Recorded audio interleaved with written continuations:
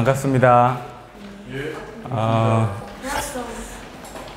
방금 소개받은 임남균입니다. 저는 목포해양대학에서 왔고요. 오늘 주제는 보시는 것처럼 자유로낭 선박에 대한 내용을 할 것 같아요. 그래서 아마 그 로봇 있죠, 그죠? 로봇하고 되게 밀접한 관계가 있고, 그 다음에 이제 선박의 이제 과거, 현재, 미래 그런 얘기를 할 것 같습니다. 그리고 그러다 보면 이제 저희들이 이제 바다에서 운항되는 선박들이 어떻게 이제 발전돼 갈 수 있는가 그런 얘기를 잠시 해보는 시간일 것 같아요. 그래서 혹시 중간중간에 질문이 있으시면 부담 없이 해도 좋습니다. 그렇게 진행하겠습니다. 그래서 오늘 순서는 목차에 나온 것처럼 저 소개를 좀 간단히 하고요. 그리고 배란 무엇인가, 배 많이 타보셨을 수도 있고 그 다음에 약간 낯설 수도 있고 그럴 것 같아요. 그래서 그런 얘기 잠깐 하고, 그 다음에 이제 오늘 얘기하는 자유로낭 선박에 대해서 한국에서는 어떻게 하고 있고 외국에서는 어떻게 하고 있나, 이제 그런 얘기를 하다 보면 지금 세계적으로 어떻게 자유로낭 선박이 개발되고 있는지 알 수 있을 것 같아요. 그리고 마지막으로 미래인데, 사실은 미래는 아무도 모릅니다. 모르는데 이제 여러 가지 상상을 더해서 이제 추정해보는 그런 거겠죠. 네, 저 소개부터 잠깐 드리면 여기가 광주잖아요, 그죠? 광주고 목포에 해양대학이라는 데가 하나가 있습니다. 그래서 거기서 지금 열심히 배에 관련된 일을 가르치고 있어요. 그래서 저도 배에 관련된 그런 전공이라 할까요? 그런 걸 했고, 그 다음에 보통 군대 가잖아요, 남자는. 근데 저는 군대 안 가고 배를 타면서 병역 의무를 마쳤고, 그러면서 돈도 벌고 그랬습니다. 그래서 그 돈으로 아파트도 사고 그랬습니다. 네, 그래서 그러다 보니까 이제 이런 쪽에 공부를 하게 됐고, 이제 더 공부를 하기 위해 가지고 이제 배를 좀 더 공부를 했어요. 그래서 일본 가서 배를 공부하고, 그러다 보니까 배에 관련된 일을 지금도 하고 있다 말씀드릴 수 있겠습니다. 이거는 기타 등등. 원래 처음 만나잖아요, 그죠? 오늘, 그죠? 처음 만나니까 저 사람이 어떤 사람인지 모르는데, 이 한 페이지 가지고 저를 어떻게 다 소개하겠습니까만은, 그래도 간단하게, 소개를 드렸습니다. 제가 만약에 학기 중에 이제 대학생들 같으면, 일일이 다 이렇게 5분 정도 시간 줘가지고 얘기를 하는데, 오늘은 그렇게는 못할 것 같고, 제 얘기만 잠깐 했습니다. 그리고 저희는 학교가 이제 해양대학이다 보니까 바다에 관련 그런 것들이 많이 있어요. 그래서 여기 있는 요트 그런 거 같은 것도 학생들하고 이렇게 여름에 요즘 바빠서 제가 못 하고 있는데 그런 것도 하고 이렇게 했습니다. 혹시 나중에 대학교 가고 할 때 혹시 이런 데 오시면 제가 이거 공짜로 대드리겠습니다. 약속합니다. 예. 그러면 이제 본격적으로 배에 대해 얘기를 좀 해볼게요. 배. 여러분 배를 많이 아세요? 예. 배 타봤죠? 아니요. 돛담배 타봤어요? 그 제주도 갈 때 아마 타보셨을 것 같은데. 할머니 타셨어요. 그죠? 할머니가 타봤어요? 예. 그래서 배라는 게 사실은 인류하고 역사하고 똑같이 걸어온 운송수단이에요. 알고 보면. 자동차는 나온 지 얼마 안 되잖아요. 그죠? 근데 배라는 거는 알고 보면, 여러분 뗏목 알죠? 뗏목? 통나무 옆으로 하면 뗏목이죠? 통나무 하나도 어떻게 보면 배입니다. 그런 거 보면은 배라는 거는 되게 역사가 오래됐다. 좀 특징이 있어요. 그래서 여러분이 생각하는 배가 여러 가지 특징이 사실 있는데, 여러 가지 중에 여러 가지 제가 한번 뽑아봤어요. 그래서 보면 배가 얼마나 많이 싣고 다닐까. 자동차, 트럭 해봤자 어느 정도 싣고 다니죠. 상상이 되실 건데 배는 어떤가? 그 다음에 지구에서 배는 어느 정도 멀리 가는가? 뭐 이런 거. 그 다음에 바다에도 뱃길이 있는가? 우린 도로가 있죠, 그죠? 도로가 있어서 4차선, 2차선 하는데 바다에는 바닷길이 있는가? 이런 얘기. 그 다음에 이제 바다는 다른 나라를 가잖아요, 배 타고. 그러다 보니까 영어도 해야 되고 뭐 복잡할 거 아니에요, 그죠? 그러다 보니까 약간 국제적인 그런 성격이 있는 거죠. 그 다음에 배는 어느 정도 비쌀까? 자동차면 여러분 얼마인지 알 거예요, 대충, 그죠? 뭐 이건 얼마, 저건 얼마. 배는 얼마인가? 배가 돈이 많이 듭니다. 그런 얘기를 잠깐 해보겠습니다. 요것은 여러분들이 먹는 쌀이나 밀을 실으라는 배입니다. 그래서 벌크라고 부르긴 하는데 그런 배예요. 그래서 한 번에 10만 톤에서 20만 톤을 실어놔요. 그럼 그 정도가 얼마냐 잘 감이 안 오잖아요. 그래서 제가 보니까 광주 시민이 한 150만 명 되더라고요. 그래서 2년 동안 먹을 쌀을 싣고 다녀요. 그러니까 한 번 왔다. 그럼 광주에서 2년 동안 먹고 사는 거죠. 쌀만 먹으면. 그러니까 되게 좀 많죠, 그죠? 어떻게 보면. 그리고 가격이 보시면 배 가격 생각 안 해보셨을 것 같아요. 근데 저희 학교에 배가 하나가 있습니다. 세계로호라는 실습선이 하나가 있어요. 그래서 학생들이 3학년 되면 그 배를 타고 외국을 가고 제주도도 가고 필리핀도 가고 그렇게 실습을 합니다. 그런 배가 한 저 정도 가격이에요. 꽤 비싸죠, 그죠? 비싸죠, 그죠? 아파트 뭐 한 채가 아니라 뭐 그죠? 900억 정도 되니까 되게 비싸잖아요. 그래서 이 900억이면 지금 은행이자 5%만 해도 1년에 5%면 얼마입니까, 그게? 그 돈이 지금 국가에서 투자를 해서 운항하고 있는 거죠. 그 다음에 이제 컨테이너 선박 같은 경우도, 컨테이너 선박 여러분 좀 잘 아실 건데, 그것도 큰 배 같은 경우는 1000억이 다 넘어갑니다. 되게 비싸죠. 100간만 그래요. 거기에 실린 화물도 있을 거 아니에요. 그러니까 되게 비싼 그런 물체인 거죠. 그 다음에 제일 비싼 게 이제 도시가스 여러분 쓰시잖아요. 그 도시가스, LNG, 그거 실현하는 배들은 뭐 2천억, 3천억, 배 크기에 따라 틀리지만 그렇게 합니다. 그래서 이제 저런 배를 운항하는 항해사, 기관사들은 이런 비싼 것들을 이렇게 운항하니까 책임감이 좀 큰 거죠. 그리고 바다에 길이 있어요, 사실은. 그래서 이 그림을 보시면 이게 이제 바다에서 다니는 배들의 궤적입니다. 그래서 보시면은 우리 한국이 이렇게 있죠, 조만하게. 세계지도에 보면 한국이 좀 작아요, 사실은. 작은데 보시면 바닷길이 여기서 되게 밀집해 있죠. 그래서 넓은 바다지만 알고 보면 배길이 거의 일정하게 다닙니다. 그래서 바다에도 고속도로 비슷한 게 있다, 이렇게 말씀드릴 수 있어요. 그래서 우리가 만약에 한국에서 태평양을 건너간다? 그럼 길이 거의 정해져 있고 여기 나와는 그런 루트로 이렇게 거의 가게 됩니다. 그래서 뭐 보름, 20일 이 정도 가서 운항을 하는 거죠. 그래서 보시면 부산하고 미국이 이 정도 걸린다.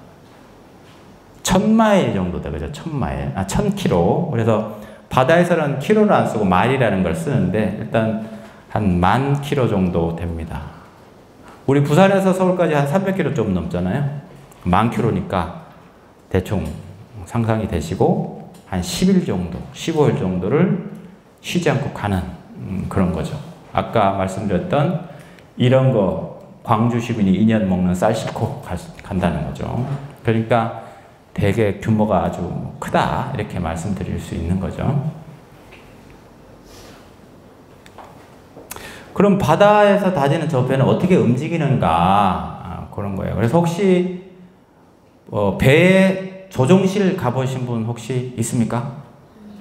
잘 없죠, 그죠? 보통 이제 여객선이나 그런 데도 외부 사람이 오면 못 들어오게 하니까 가본 일이 별로 없을 건데, 요게 저희 학교의 실습선의 모습이고 요 안에 모습이 이렇게 생겼습니다. 그래서 이 안에서 이제 조종을 하는 거죠. 그래서 브릿지라고 부릅니다. 조종실. 그래서 보시면 요 천장은 이렇게 여러 가지가 있어요. 뭐 레이더도 있고 각종 기계가 있는 거고, 안쪽에는 이제 이런 레이더를 보고 항해사들이 운항을 하고, 밤 같은 데는 안 보일 거 아니에요. 지금 보시면 밖에 깜깜하잖아요. 깜깜한데 바다에도 깜깜한데 어떻게 피해가고 해야 될 거 아니에요. 그러니까 이런 기계를 써서 가는 거죠. 여기 이제 사람들이 근무하면서 24시간 사람들이 여기 서 있습니다. 당직을 이렇게 쓰면서 교대로 이렇게 하는 거죠. 주로 이제 항해사라고 부릅니다. 그런 사람들이, 저도 항해사를 했어요. 군대 안 가고. 그래서 이런 사람들이 이제 여러 개 이제 운전, 뭐 어떻게 보면 핸들이죠.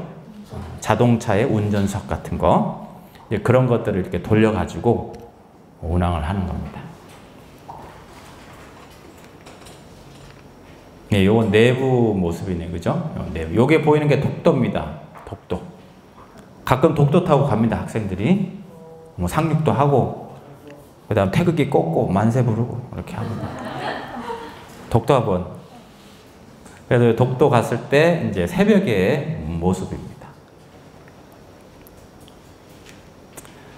그래서 그 선박 같은 경우는 이제, 아까 말씀드린 요 조종실에서 뭔가를 움직이는데 뭘 움직이느냐 보시면 선박 뒤쪽이에요. 이게 뒤쪽에 보면은 여기 이제 프로펠러겠죠.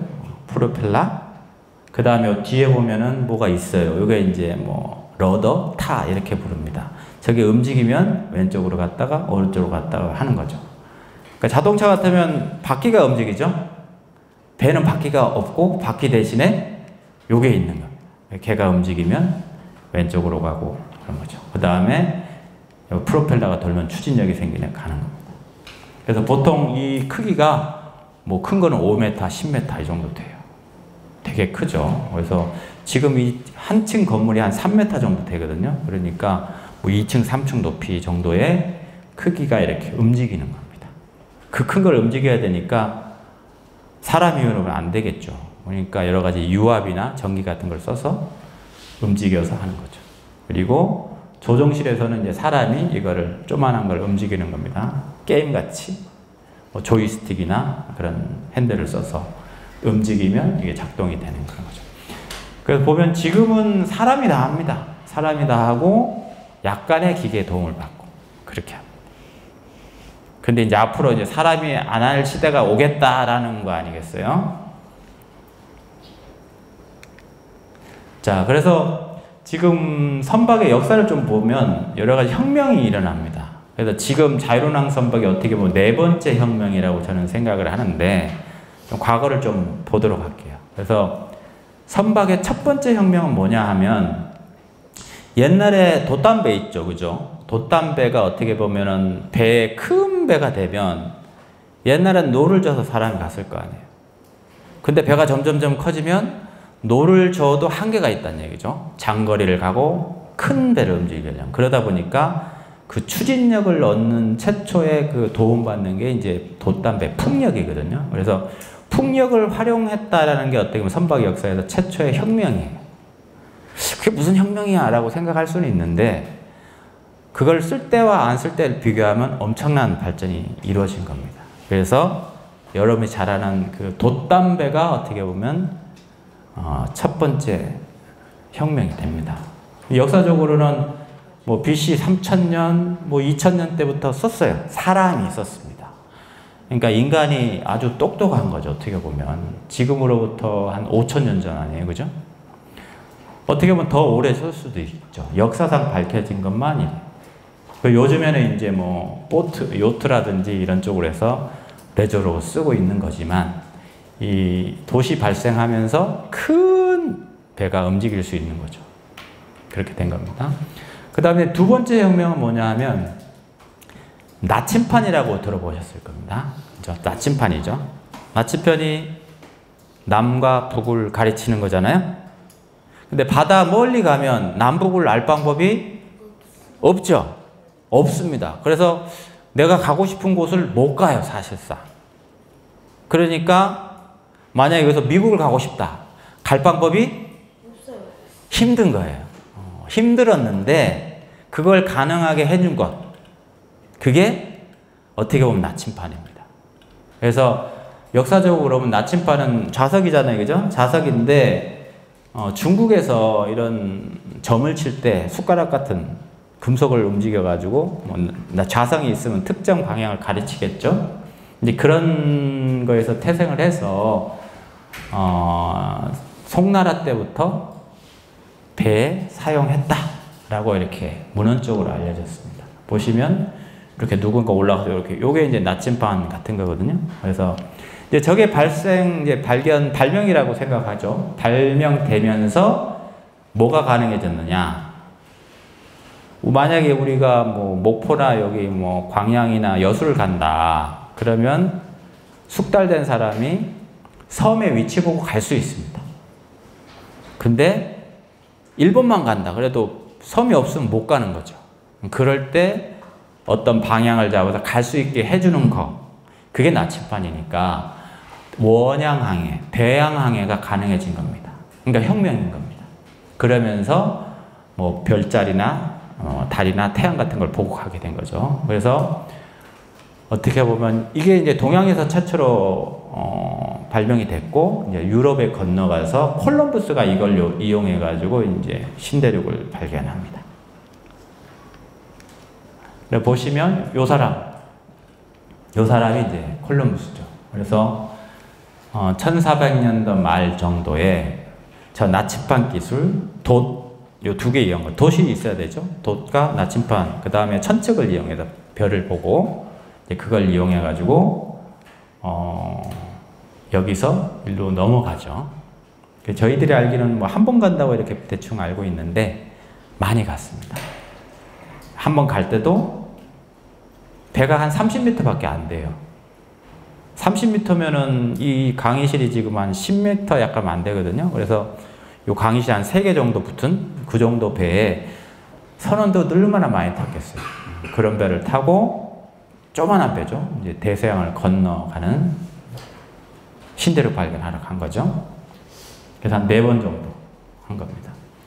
근데 그게 이제 되니까 이제 아메리카하고 유럽과 연결이 된 거죠. 그러면서 이제 어떻게 보면 이제 대양항해 시대가 이어지고 뭐 노예성 같은 것도 생기고 이렇게 한 겁니다. 어떻게 보면 그걸 가능하게 한 게 돛담배 나침반 이겁니다. 이 그림은 보면은 뭐 같습니까? 이 그림이 사람이 누워 있죠, 그죠? 사람이 누워 있는 겁니다. 보면 노예입니다, 노예고 이 경로에 이제 노예 장사를 해야 되니까 노예를 실어난다. 당시에 배입니다. 보시면은 이렇게 누워가지고 열심히 운반을 한 거죠. 당시에. 보시면은 뭐 좀 어두운 역사죠. 어떻게 보면 나침반임과 돛이 발명되면서부터 신대륙 발견되면서 이제 이런 일이 발생한 거죠. 한 3개월 내지 6개월 정도. 지금은 보름이면 갑니다만은 이때는 이제 프로펠러가 없으니까 3개월도 걸리고 6개월 걸려서 넘어간 겁니다. 대항해를 할 때.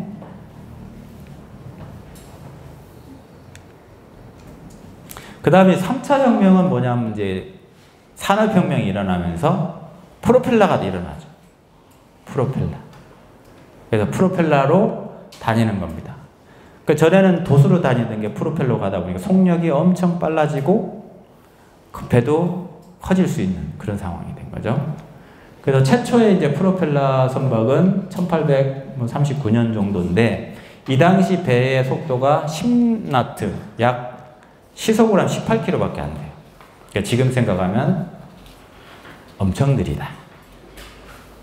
여러분 그 자동차 사면 뭐 60km, 100km 가잖아요. 근데 18km 뭐 너무 좀 가소롭죠. 하지만 이 시초가 이렇게 했었고 이게 이제 꾸준히 이제 발전을 해가지고 지금은 이제 되게 빨리 달릴 수 있는 거죠. 당시에 프로펠러 모형이 이렇게 생겼습니다. 그러니까 요즘의 거하고 약간 틀리죠. 그래서 요즘은 그야말로 선풍기가 이렇게 생겼는데, 과거의 프로펠러 보면은 뭐 이렇게 약간 스크루? 나사 같이 생겼죠? 이렇게 생겼습니다. 그래서 뭐든지 초기의 발명품은 약간 뭐 구식까지 보이지만 그거로 인해서 발전할 수 있는 그런 것 같습니다. 그 다음에 이제 오늘 말씀드릴 4차 혁명이에요. 4차 혁명은 이제 기존에도 쭉 배회를 했었는데 어떻게 보면은 좀 향수해졌는 그런 얘기가 많이 있는 거죠. 거기서 이제 컴퓨터 산업이 발전하면서 컴퓨터, 통신 이런 게 결합이 되면서 인간을 대신해서 인공지능, 자율운항이 이제 탄생하는, 그게 어떻게 보면 지금 자율운항 선박이 등장했다 이렇게 볼 수 있는 거예요. 한국이 이 산업을 되게 열심히 하고 있습니다. 왜냐하면 세계에서 선박을 가장 많이 만드는 나라 어디겠습니까? 한국입니다. 그래서 한국하고 일본이 이렇게 왔다 갔다 하는데 한국 조선산업이 열심히 발전했기 때문에 그 조선산업 바탕으로 이제 이런 기술이 열심히 개발되고 있는 거죠. 자, 그러면 이제 그 한국의 이제 자율운항 선박 그거를 간단히 좀 보여드리도록 하겠습니다.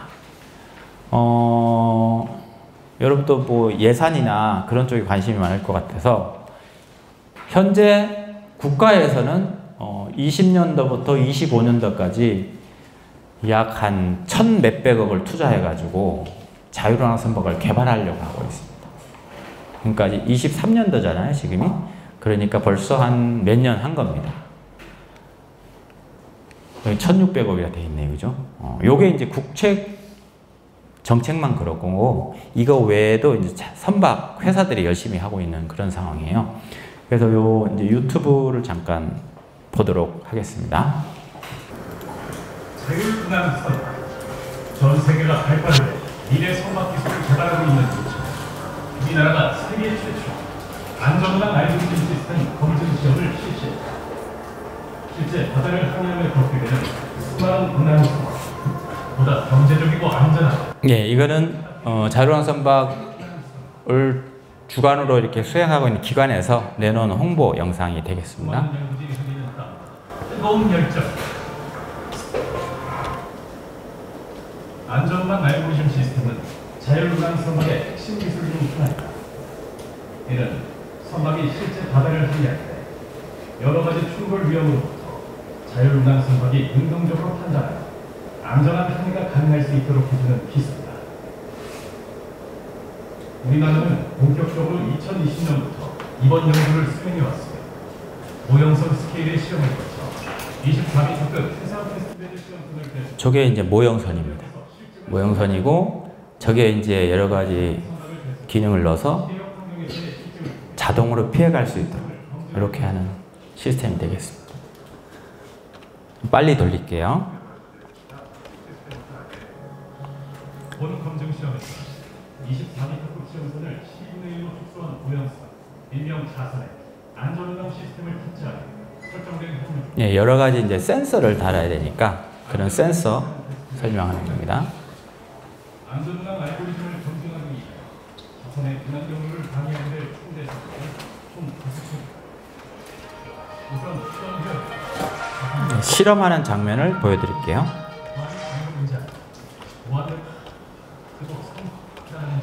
예. 요게 이제 그 배가 가는 가상의 항로를 만들어 놓고 그 항로를 자동으로 따라가면서 위험물이 오면 피해가는. 이제 자율운항 선박이 여러 가지 기능이 있는데 그 중에 이제 하나라고 볼 수 있습니다. 물리 타선 촉촉이 발목을 잡을 수 있습니다. 어디로든 숨어있는 가상 선박 세척이 자선을 노리고 있다. 특히 가상 선박 한 척에는 충돌 획득 알고리즘이 탑재되어 있어 자선과 서로 정보하는 상황이 발생했습니다. 피할지 궁금증을 자아낸다. 풍랑 알고리즘 시스템 검증 시험을 시작한다. 높은 기대를 안고 시원하게 물살을 가르며 출발한 자선. 하지만 강한 바람과 거친 물결이 운항 조건이 좋지 않음을 주였다. 잠시 후 심상치 않은 대적을 그리고 있는 물리탄차가 자선을 향해 다가온다. 자칫 잘못하면 충돌 사고가 발생할 수 있는 상황. 예, 그 상대 선박이 오니까 자동으로 피해가는 그런 모습입니다. 네, 피해가는 게 보이죠?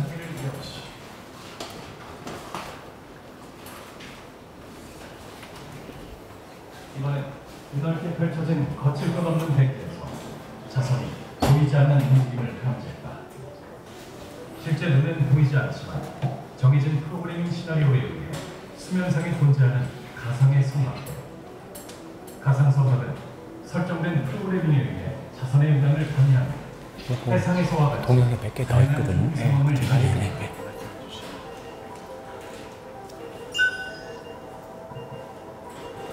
이 또한 자선은 안전운항 알고리즘 시스템으로 가상 선박과의 충돌을 회피하고 우선이 A군기를 경유해 예, 지금 배가 두 척 좀 있을 때 그때 상황입니다.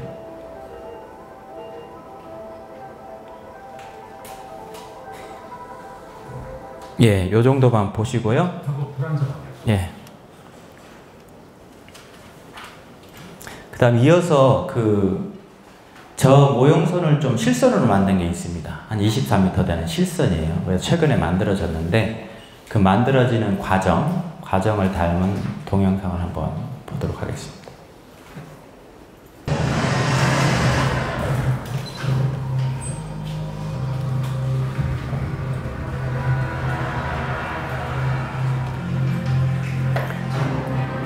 예, 배가 만들기 전에 설계하는 거죠.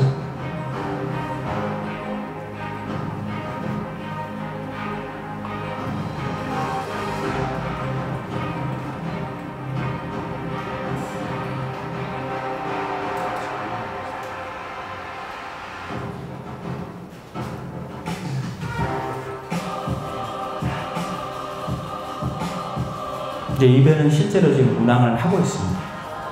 실험을 하기 위해서.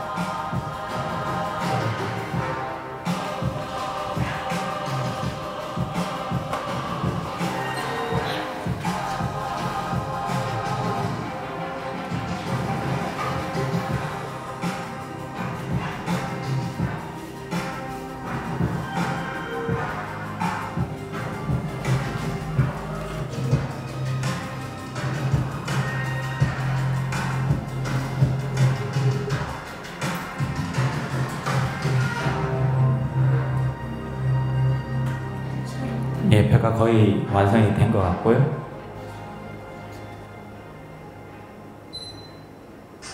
자율운항 선박 행사 실증을 위해 국내 최초 건조한 자율운항 시험선.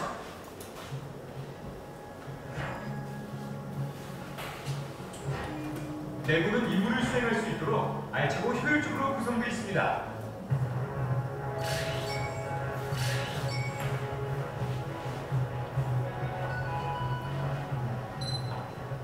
이제 자율운항 시험선은 육로를 거쳐 항구로 이동해야 됩니다. 집부터 거대한 시험선의 공중 구현,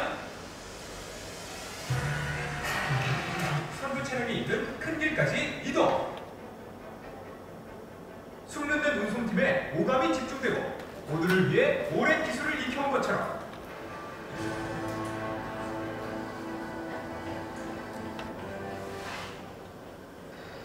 적금은 야밤 한국까지 시험선을 옮겨라.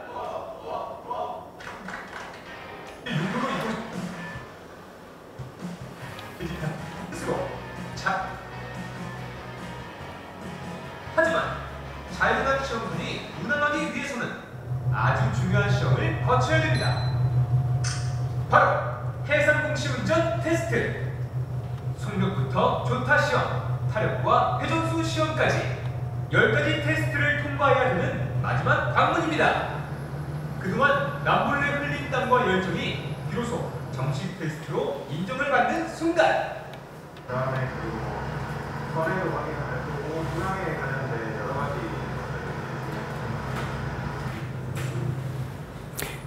예. 상태 이거를 시험처럼 우리가 지킨다. 자유로운 선박 핵심 기술 실적을 위하여 우리는 오늘도 바다와 함께 하겠습니다. 자율 오랑 선박 화이팅! 4차 산업 개념의 승부에서 자유로운 선박 기술 기반 사업을 성공적으로 완성시켜 자유로운 선박이 바다를 누비는 그날까지 화이팅! 예. 지금까지는 이제 우리나라에서 주로 국책과제로 수행되는 그런 거고. 그러니까 저 방금 보셨던 게 작년에 만들어져서 지금 열심히 실험을 하고 있을 겁니다. 그 다음에 이어서는 그 기업체들. 우리나라 조선산업이 발전되어 있기 때문에 기업체들이 열심히 하고 있어요. 오히려 국가에서 하는 것보다 더 앞서서 하고 있다. 이렇게 어떻게 보면 그런 점이 많이 있습니다. 뭐 현대중공업, 그 다음에 삼성, 대우가 이름이 바뀌었는데 하나로 바뀌었는데 요 세 조선소들이 세계를 선도하고 있다. 이렇게 말씀드릴 수 있을 것 같아요. 첫 번째가 삼성중공업입니다. 삼성중공업은 이제 저희 대학하고 3년 전부터 관련된 연구를 하고 있어요. 그래서 보시면 이런 실습선, 저희 실습선인데 여기다 이제 여러 가지 자율화 관련 장비를 실습니다. 보시면 여기다 이게 이제 장비가 되고요. 이런 장비를 이용해서 아까 같은 조그만 모형선들이잖아요. 그죠? 근데 모형선이 있는데 그게 실선에서 실험을 한 겁니다. 그래서 이게 작년 11월 달인데요. 목포에서 출항을 해가지고 가거도, 이어도, 독도까지 이렇게 되게 길죠. 그거를 이제 자동으로 항해하는 그런 거를 실증을 하는 겁니다. 잠깐 보시면, 그래서 보시면은 21년도부터 23년까지 했고, 이 사이를 삼성중공업에서 개발한 사스라는 시스템이 있습니다. 그걸 이용해서 했다.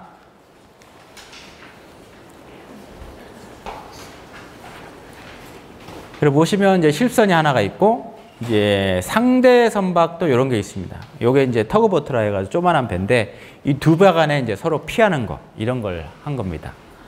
보통 자율운항 실험을 하면 자율운항 선박이 하나가 있고, 일반 선박이 있고, 이렇게 되는데, 여기서는 두 개가 다 자율운항 시스템을 갖고 있는 그런 배예요. 그래서 이거 가지고 했던 이런 모형들, 그림들, 그런 궤적들, 이렇게 된 겁니다. 요건 약간 2년 전이라 처음 할 때 이렇게 했습니다. 그리고 아까 말씀드린 독도 가는 그런 장면, 요걸 잠깐 보여드리면 지금 보시면은 사람이 하나도 없죠. 보통 요 사람이 있어야 되는데 이제 독도 갈 때 무인으로 거의 사람이 요 뒤에 서 있을 겁니다. 그래서 그렇게 해서 한 장면인데 잠깐 보도록. 여기 눌러요. 네. 예, 지금 보시면은 사람이 아무것도 없고 그랬는데 지금 운항을 하고 있는 상황이에요. 조용한 건죠. 어떻게 보면 사람이 없으면 이제 무인 선박이 되면 이렇게 되는 겁니다. 사실은 사람이 없이 배는 가고 있는 상황이죠. 그래서 보시면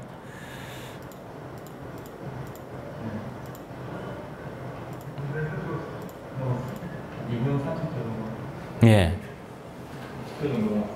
지금 배는 가고 있는 상황입니다. 가고 있는 상황이고 앞에 배들이 있어 피해가고 있는 상황인데 지금 사람들이 일부러 뒤쪽에 서서 찍어 본 겁니다. 그래서 이제 보는 거죠. 이런 식으로 독도까지 쭉 항해를 할 수 있는 기술까지 지금 한국에 와 있다. 이렇게 말씀드릴 수 있고 이제 이런 게 나중에 이제 상용화되기 위해서는 여러 가지 거쳐야 될 뭐 문제가 있습니다만은 이제 그런 것들을 하나하나 해결하고 있는 그런 상황입니다. 보시면은 선장님이신데 선장님이 원래는 앞에서 딱 보고 이렇게 해야 되잖아요. 이제 그런 거 안 하고 지금 기계한테 맡겨가지고 지금 하고 있는 그런 상황입니다.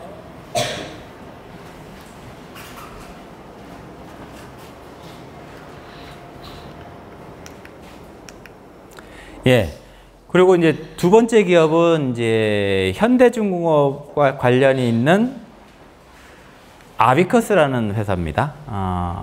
이 회사는 큰 상선을 하진 않고 조그마한 요트 중심으로 열심히 개발을 하고 있고 상선도 물론 있습니다만 요트에서 지금 상용화돼서 매출을 올리고 있는 그런 회사입니다.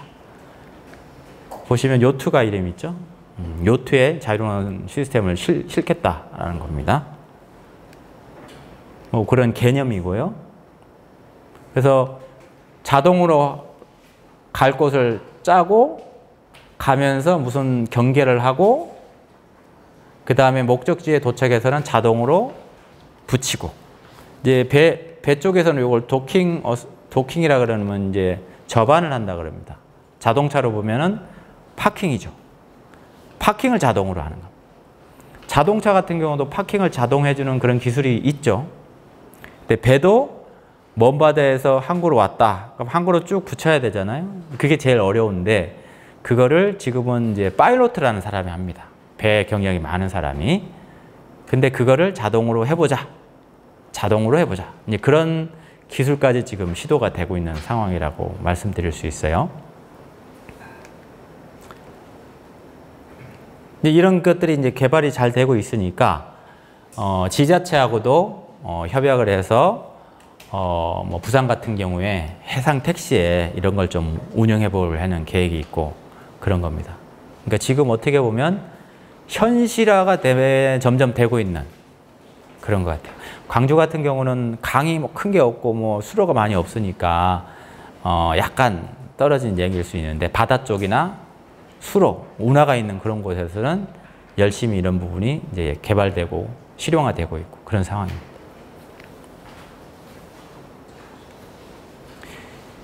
예, 그리고 이어서 이제 외국 사례를 좀 보여드릴게요. 외국은 주로 유럽이 활발하게 하고 있습니다. 유럽 중에서도 여러 나라가 있지만 노르웨이 하면 떠오르는 게 고등어, 연어. 예, 그렇죠. 노르웨이.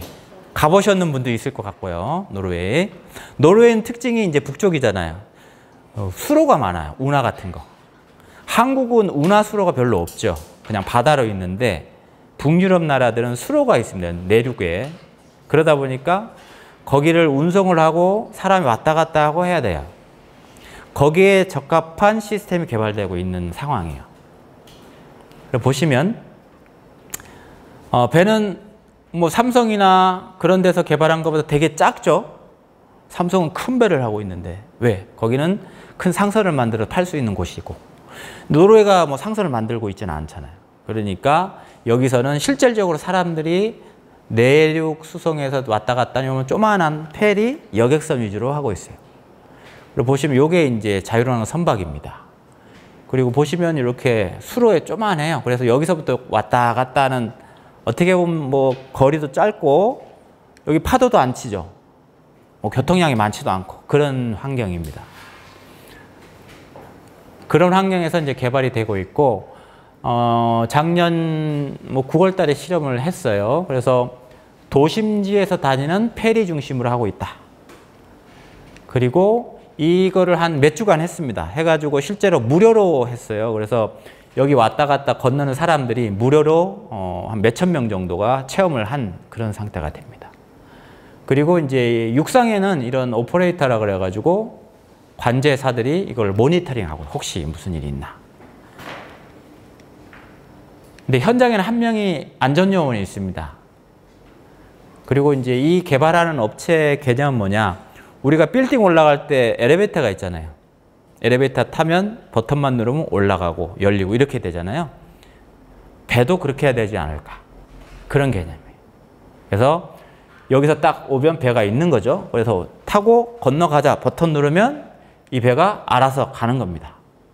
그리고 여기 도착해서 알아서 대신에 중간에 이제 이런 배들이 오면 자동으로 피해가는 그런 개념.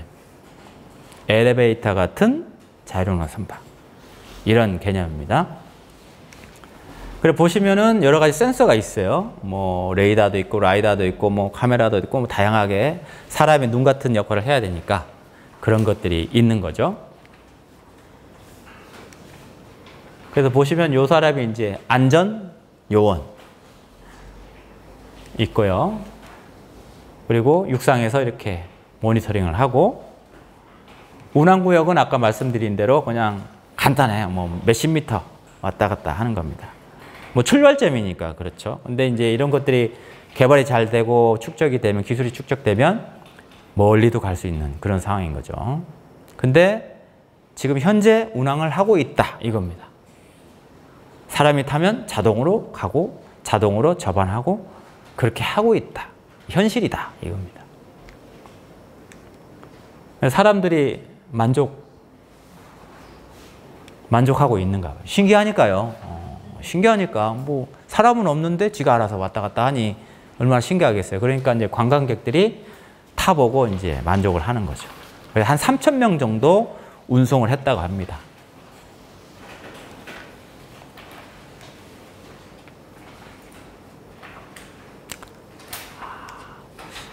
여기 제가 동영상을 있었는데 여기는 동영상이 없는 것 같아요. 동영상이 있으면 좋았는데. 그리고 이제 일본 사례입니다. 일본 같은 경우는 국가에서 역시 프로젝트를 2040 프로젝트라 그래가지고 2040년까지 일본 국내에 운항하는 선박 중에 50%를 자율운항 선박으로 하겠다. 계획이에요. 그런 계획을 세우고 지금 연구 개발을 하고 있는 그런 상황입니다. 그래서 뭐 메구리 2040 뭐 프로젝트 이렇게 부릅니다. 그래서 여러 가지 일을 하고 있는데 역시 앞에서 말씀드린 그런 거 유사하게 합니다. 일본도. 보시면 동경에서 지방 항만까지 한 750km까지 되는 그런 거리를 왔다 갔다 하는 그런 실험을 작년에 했습니다. 그러니까 이제 대항을 하는 거죠. 한국에서도 삼성하고 목포해양대학이 독도 왔다 갔다 한 것처럼 일본도 비슷한 수준으로 이렇게 하고 있는 상황입니다. 현재는 상용화는 아니고 이제 연구 단계에 그걸 하고 있는 상황입니다.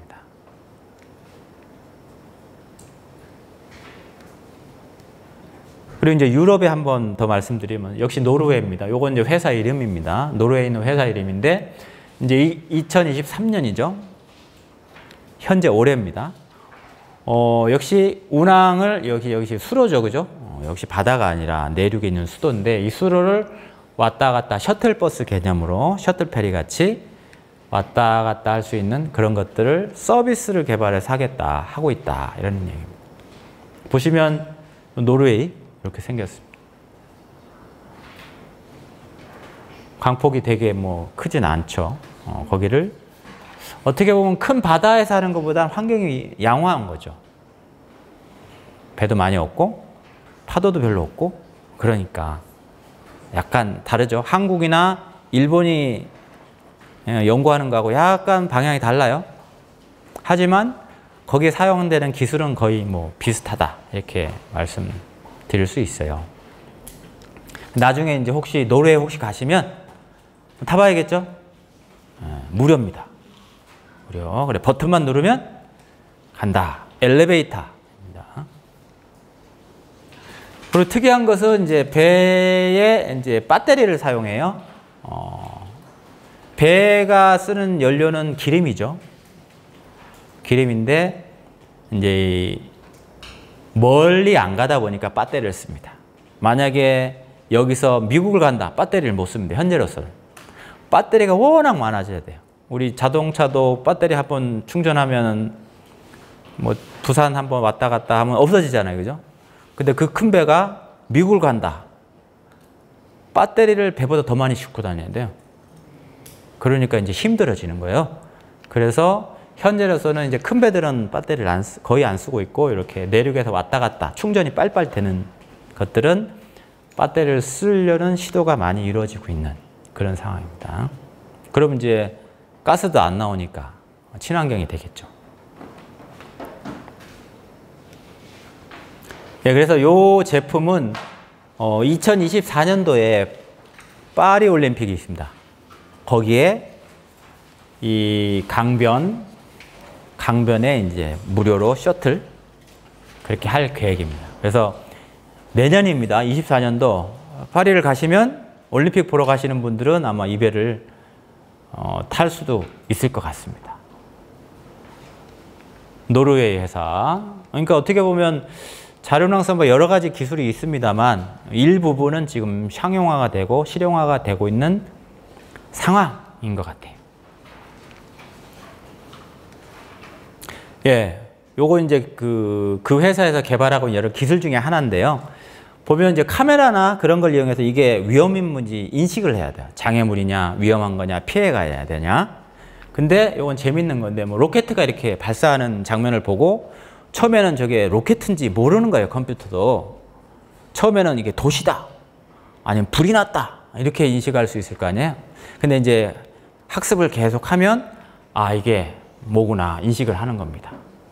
그리고 이제 이런 빨리 오는 이런 것들 보고 사람이 보면 이게 아, 이거 위험하니까 피해야 된다 알죠. 사람이니까. 근데 컴퓨터는 처음에는 모르는 거죠. 이게 뭔지. 이런 것들을 계속 학습을 시켜주면 나중에는 이제 학습을 돼가지고 아, 이거는 어떤 뭐 바이크다, 워터바이크다, 피해야 된다 이렇게 되는 거죠. 이제 그런 학습을 쭉 많이 시켜주면 이제 자율운항 선박의 기술이 거의 이렇게 완성되는 단계로 가는 겁니다. 근데 현재는 어떨 것 같아요? 현재는 좀 안 된 거죠. 그런 상황입니다. 뭐 저희 인간도 그러잖아요. 처음에 태어나가지고 걸음마 배우고 아장아장 할 때부터 모르잖아요. 이게 위험한 물인지 횡단보도 건너면 안 되는지 차가 피해야 되는지 모르죠. 마찬가지로 그런 똑같은 과정을 지금 거치고 있다. 그래서 자율운항 선박 연구하는 사람들이 그런 것들을 지금 밤새워서 기술을 축적하고 있는 그런 상황이라고 말씀드릴 수 있어요.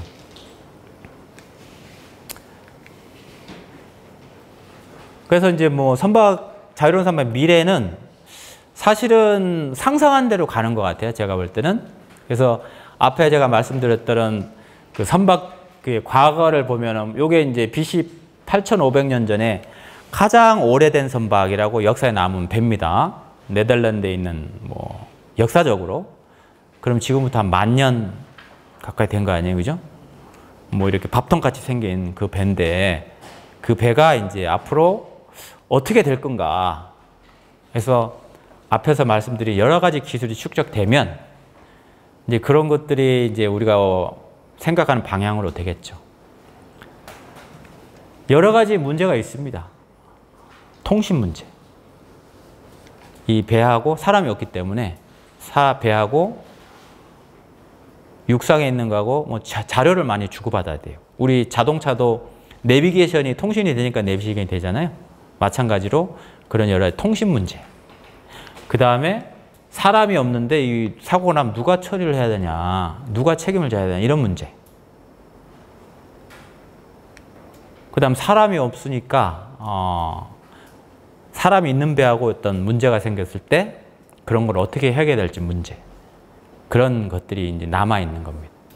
그러니까 어떻게 보면 지금 자율운항 자동차가 있잖아요. 그래서 자동차가 열심히 앞에서 달리고 있는데 이제 그러한 고민들이 바다에 가서 비슷하게 이렇게 적용이 되는 그런 상황이 되지 않을까 그렇게 보고 있는 겁니다. 그리고 이 그림은 이제 자륜 선박이 나와서 항구를 왔다 갔다 할 때 이제 그리는 가상도입니다. 그래서 보시면 배가 이렇게 자동으로 왔다 갔다 하고 그 바닷길도 모든 정보가 이렇게 디지털로 되어 있고 배끼리도 자동으로 뭔가 정보를 주고받고 그 다음에 이제 접안할 때도 자동으로 해야 되겠죠. 파킹 그렇게 해야 되는 거고 그 다음에 뭐 파도나 그런 여러 가지 기상 데이터도 자동으로 받고 뭐 그런 게 되면 결국은 이제 자율 선박이 이루어지는 그런 환경이 되겠다라고 추정을 하고 있고 그쪽으로 연구를 하고 있는 상황입니다. 하여튼 요것으로 이제 뭐 제가 준비한 자료는 다 됐는데 뭐 미래를 누가 알겠어요. 알겠는데 제가 볼 때는 여기 오시는 이제 제가 듣기로 중2라고 이렇게 들었는데 이분들이 생각하는 방향으로 개발이 되지 않을까. 그죠? 그래서 열심히 공부하셔가지고 그 미래를 결정해 주는 사람이 되기를 바라겠습니다. 감사합니다.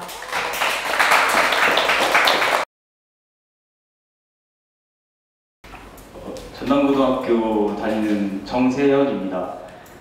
아까 전에 우리 자유순환 선박이 배터리를 사용한다고 하셔서 우리나라에서 미국, 우리나라에서 남아메리카 이렇게 장거리는 배터리를 매우 많이 실어야 하기 때문에 현실적으로 불가능하다고 하셨는데, 그러면 항공모함 같은 경우에는 반영구적으로 이제 운항을 할 수가 있잖아요. 그러면 원자력 발전으로 이제 항공모함 운항을 하는데, 그러면 원자력 발전이 반영구적이니까 그거를 주 연료로 해서 자유운항 선박을 만들면 그렇게 반영구적으로 달릴 수 있지 않을까요? 그래서 궁금합니다. 네, 아주 훌륭한 질문 같아요. 아주 지금 지적한 대로 그거는 가능합니다. 가능하고 기술도 있어요. 단지 이제 지금 제가 소개한 거는 거의 어떻게 보면 상선이죠. 상업적으로 이용되는 그런 선박들이잖아요. 그러다 보니까 그런 기술은 있지만 그거를 여기 채용하기까지는 여러 가지 비용적인 측면, 위험적인 측면 때문에 사용하지 않고 있는 그런 상황이고, 이제 군 쪽으로는 그게 가능한 거죠. 그래서 앞으로 만약에 그게 기술이 진짜 편하게 쉽게 되면 이제 가능하지 않을까. 그렇게 되고, 현재로서는 아까 배터리 제가 말씀드렸지만 기름 말고 다양한 대체 연료라는 게 있어요. 태워도 CO2가 발생하지 않는 거, 그런 연료가 많이 있거든요. 이제 그런 것들에 대해서 지금 열심히 연구를 하고 있고 국가에서도 투자를 하고 있고 그런 상황인데, 말씀하신 대로 원자력이잖아요, 그죠? 그거를 쉽게 아무나 갖고 있어요. 만약에 지금 핸드폰도 있잖아요, 그죠? 핸드폰에 요런 거 하나 넣으면은 움직일 수 있도록 할 수 있는 거, 그런 걸 개발되면은 가능하죠. 앞으로 그런 쪽으로 좀 고민을 하셔가지고 개발을 해주세요. 블록초등학교 강준원입니다. 인공지능이 이제 자유운항 선박에서는 조종을 할 거잖아요.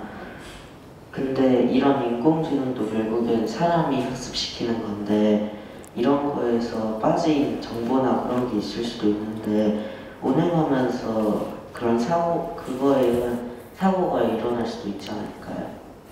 맞아요. 요즘에 인공지능이 많이 생활에 나와 있죠. 그게 대표적인 요즘에 챗GPT도 있고 그러잖아요. 챗GPT 써봐요? 써보세요. 써보면 이제 많이 느낄 건데, 이제 그런 기법들이 이제 여기서도 많이 쓰이죠. 그래서 지금 질문하신 대로 인공지능도 사람이 만드니 에러나 여러 가지 실수를 할 수 있다, 이거죠? 맞습니다. 맞아요. 그래서 이제 그런 것들, 기술이라는 게, 완벽한 기술은 사실상은 좀 힘들 수도 있어요. 그래서 완벽하도록 인간이 되게 노력을 하는 거죠.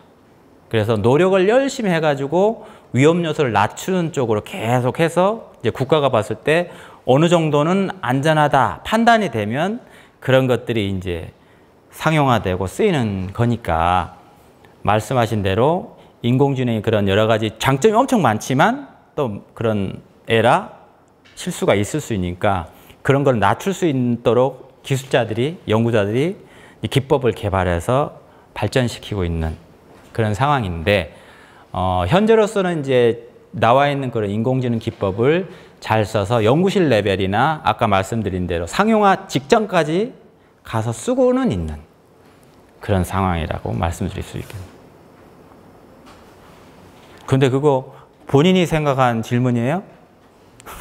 아주 훌륭하신데? 네, 전남고 1학년 재학 중인 박건민이라고 합니다. 예. 자유운항 선박의 시대가 많이 왔다고 생각합니다. 그래서 자유운항 선박 시대가 왔을 때 승선 인원도 많이 적어질 텐데, 그러면 이런 시대 속에서 선박 산업에서 요구되는 인재상은 어떤 게 있는지 궁금합니다. 예. 아주 철학적인 질문을 해주셨습니다. 사실은 제가 해양대학에 있잖아요.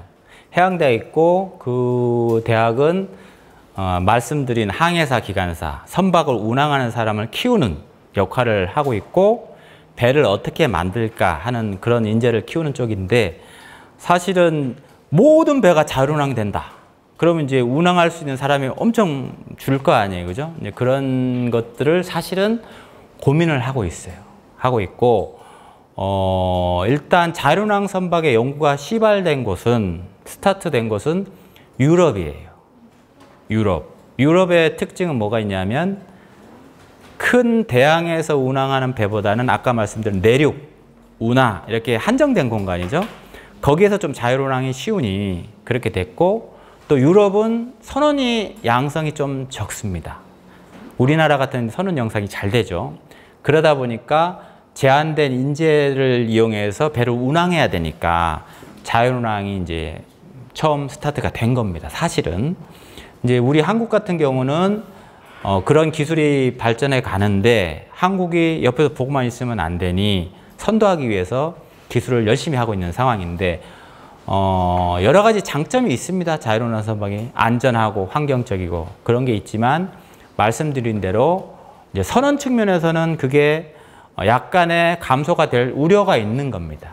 하지만 이제 선진국이 점점점 되면 이제 선원과 선박을 운항하는 사람, 그다음 선박을 설계하는 사람 여러 가지 이제 그런 파급 효과가 발생할 수 있기 때문에 이제 그런 방향을 보고 국가에서도 이제 동참을 하고 있는 그런 상황이고 이제 선원을 가르치는 대학에서도 기존에 가르치는 것만 가르쳐는 안 되고 이제 이런 흐름에 맞춰서 같이 쓸 수 있는 인재가 될 수 있도록 컴퓨터라든지 그죠? 여기에 맞춰서 이렇게 교육을 하고 있는 그런 방향이다. 아주 훌륭한 질문이었어요. 교수님, 제가 개인적으로 예. 궁금해서 자율운항 시스템도 역시 컴퓨터로 운영이 되는 건데 혹시 해킹 문제에 대한 이런 방안 기술력이 지금 어느 정도인지 궁금합니다. 예, 시큐리티라 그래가지고 자율운항 선박에도 한 분야가 있습니다. 그래서 만약에 사람 없이 가고 있는데 지금 해적이라고 여러분 들어보셨을 거예요. 올라타가지고 납치해 가는 거죠. 근데 이제 만약 자율운항 선박 사람이 없으면 올라타기도 쉬울 수도 있고, 그죠? 그 다음에 해킹해가지고 컴퓨터 해가지고 엔진을 멈추고 할 수도 있고, 이런 위험성이 분명히 있죠. 그래서 그런 것들을 인지하고 있습니다. 인지하고 있어서 그런 부분을 어떻게 막을 건가, 해킹 시큐리티를 어떻게 할 건가, 그런 부분을 연구를 하고 있고, 외부에서 침입을 하면 금방 알아차릴 수 있다든지, 그런 연구는 되고 있다. 근데 이제 대양에서 진짜 왔다 갔다 하는 배가 아직은 등장하고 있지 않아서 아마 진짜 등장하면 해적이 탈 수도 있잖아요. 그래서 이제 고민을 하고 있는 상황입니다. 네, 전남부 다니는 장우진입니다.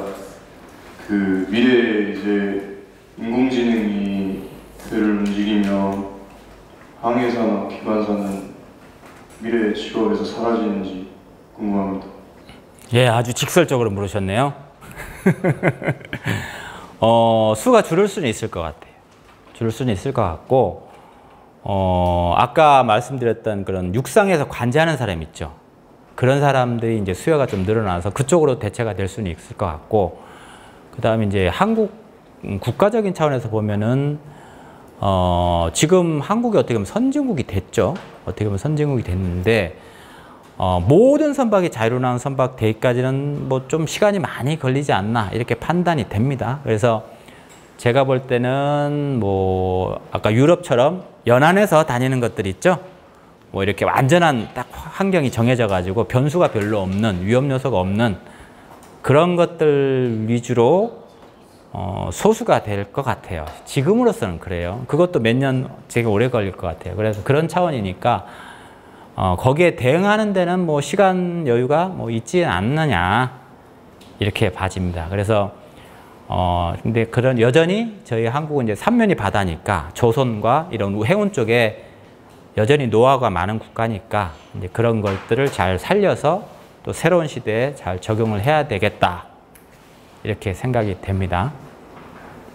그러면 이상으로 금요일에 과학터치 질문 시간을 마치도록 하겠습니다. 오늘 강연을 진행해주신 임남규 교수님께 다시 한번 큰 박수 부탁드리도록 하겠습니다. 감사합니다.